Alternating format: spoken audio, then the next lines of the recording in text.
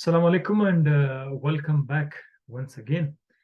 आज हम आपको कोऑर्डिनेट कोवेलेंट बॉन्ड का एक छोटा सा आइडिया देते हैं, क्योंकि मैं मॉलिक्यूलर ऑर्बिटल थ्योरी जब आपको पढ़ाऊंगा तो मॉलिक्यूलर ऑर्बिटल थ्योरी को पढ़ाने से पहले हम वैलेंस बॉन्ड थ्योरी के ड्रॉबैक्स की तरफ जाएंगे। तो वहां पर कोऑर्डिनेट कोवेलेंट बॉन्ड का जिक्र आता है, तो मैंने सोचा कि जब मैं वहां जाऊंगा तो अभी से आपको समझा देता हूं, क्योंकि ये आगे आ रहा है। राइट।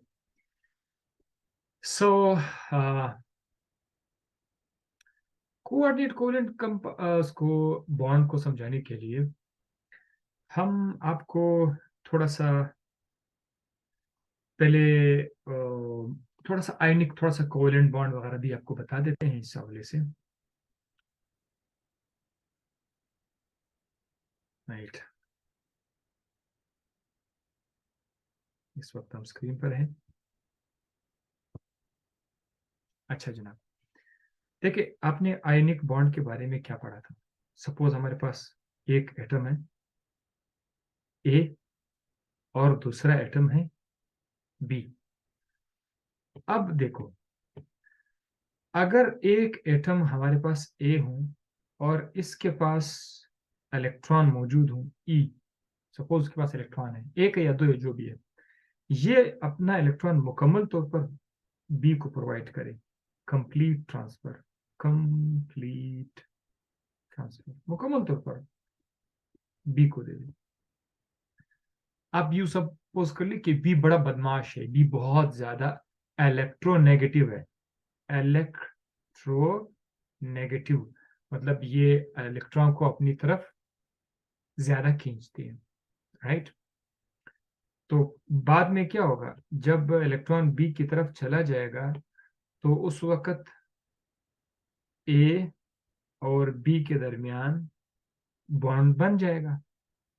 लेकिन इस बॉन्ड में आप देखेंगे कि एक एटम पर मुकम्मल पॉजिटिव चार्ज आएगा, दूसरे एटम पर मुकम्मल नेगेटिव चार्ज आएगा।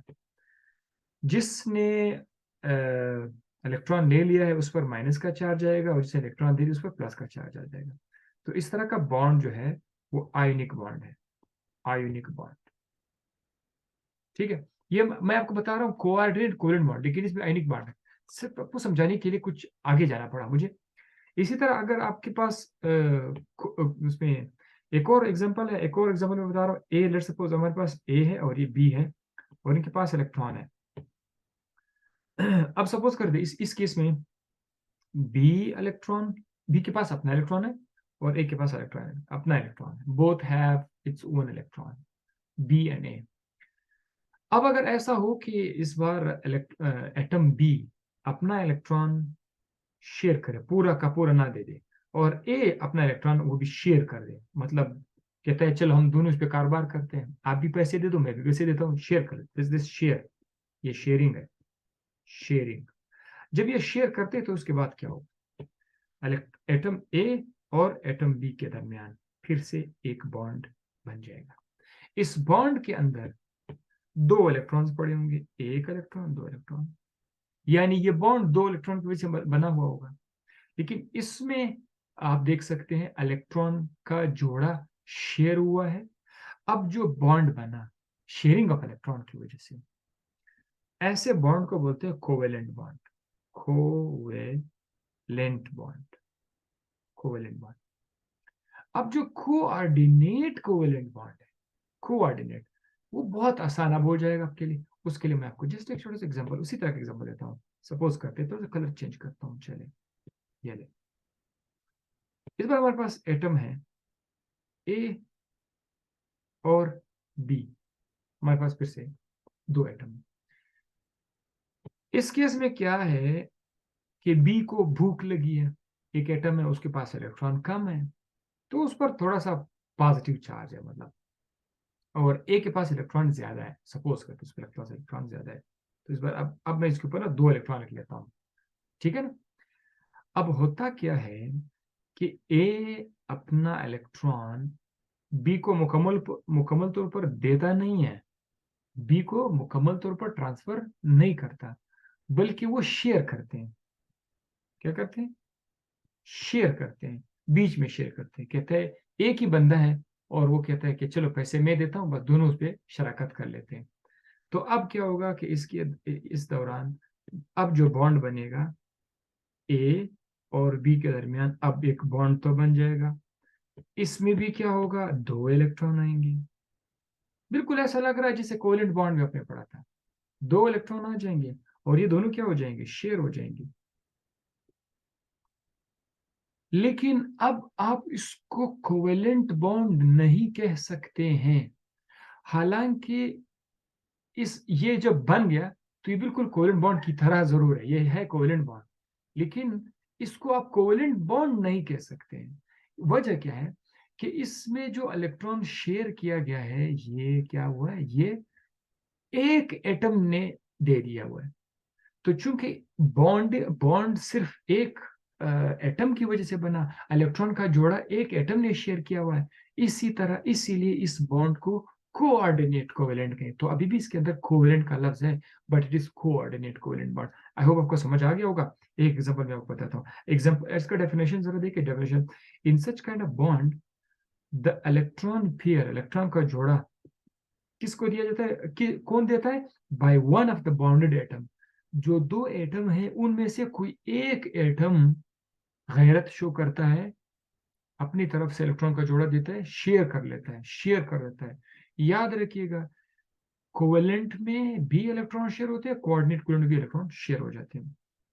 एक एग्जांपल हमारे पास है किस चीज का, NH3 और BF3 का। ये हमारे पास एक एग्जांपल है, बोरोन ट्राइफ्लोराइड और अमोनिया। अब अगर बोरोन ट्राइफ्लोराइड की तरफ देखें ना, तो ये एक वीक एसिड है और ये एक बेस है, ठीक है। अमोनिया NH3 बेस है। लेविस बेस, लेविस एसिड आपने सुना होगा, ठीक है। इसके पास क्या है, अमोनिया के पास 2 इलेक्ट्रॉन है। सो ये क्या है, इलेक्ट्रॉन का जोड़ा है अमोनिया के ऊपर, इलेक्ट्रॉन पेयर अमोनिया के ऊपर। अमोनिया का स्ट्रक्चर वैसे मैं बता चुका हूँ, बड़े तफसील से मैं एक्सप्लेन कर चुका हूँ। अगर आप नहीं देखे तो आप लोग देख सकते हैं, structure of ammonia by doctor Hadi, आपके पास आ जाएगा अमोनिया।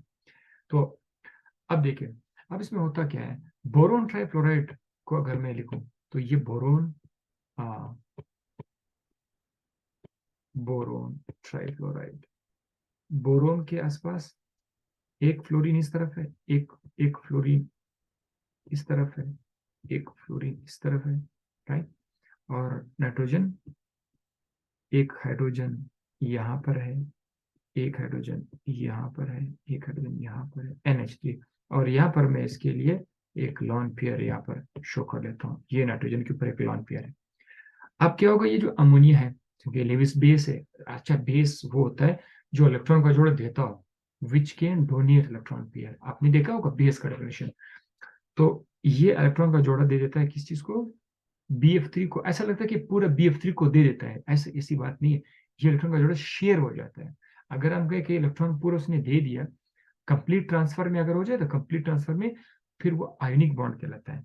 एक मिनट, यहाँ पर जो आपको पहला एग्जांपल मैंने बताया था, इसमें ये वाला, ये कंप्लीट ट्रांसफर था, ये आयनिक बॉन्ड में आएगा। तो लिहाजा यहाँ पर हम एहतियात करेंगे। अब क्या होगा कि बॉन्ड बनने के बाद इनके दरमियान बॉन्ड, इसके इलेक्ट्रॉन शेयरिंग के बाद इनके दरमियान बॉन्ड बनेगा BF3, बोरोन ट्राइफ्लोराइड, ठीक है। ये NH3 है, इसके हाइड्रोजन को शो करने की जरूरत नहीं है, करीबन नहीं है, लेकिन खैर। अच्छा, अब इसके बीच में एक लाइन लिख देता हूँ, ये बॉन्ड बन गया। ये जो NH3 और BF3 के दरमियान जो बॉन्ड है, ये आपका कोऑर्डिनेट कोवेलेंट बॉन्ड है। याद रखिएगा, एक बार जब कोऑर्डिनेट कोवेलेंट बॉन्ड बन जाता है, फिर आप उसको फर्क नहीं करा सकते हैं कि ये कोवेलेंट है या कोऑर्डिनेट, क्योंकि फिर उसका सारा ड्रामा जो है कोवेलेंट की तरह हो जाता है। लेकिन चूंकि इसका बनने का स्टाइल डिफरेंट था, इसलिए इसका नाम कोऑर्डिनेट कोवेलेंट रखा गया। इसके अलावा एक और भी हमारे पास एग्जांपल्स है। ये जो कोऑर्डिनेशन कंपाउंड है, वहां पर NH3 जो है, ये